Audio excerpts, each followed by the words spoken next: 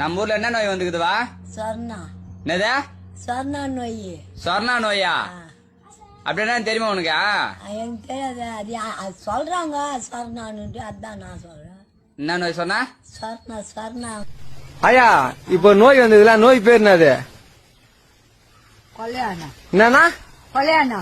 அந்த நோய் போத்து என்ன பண்ணும்? வேப்பல மஞ்சள் எல்லாம் அடிக்கணும். யாருக்கு அடிக்கணும்? பல்லா இருக்கும் தெருவுல ரோட்ல. அப்படி வச்சா போயிடும். அந்த நோய் பேர் என்னது? கொலையானா. கொல்யானாவா?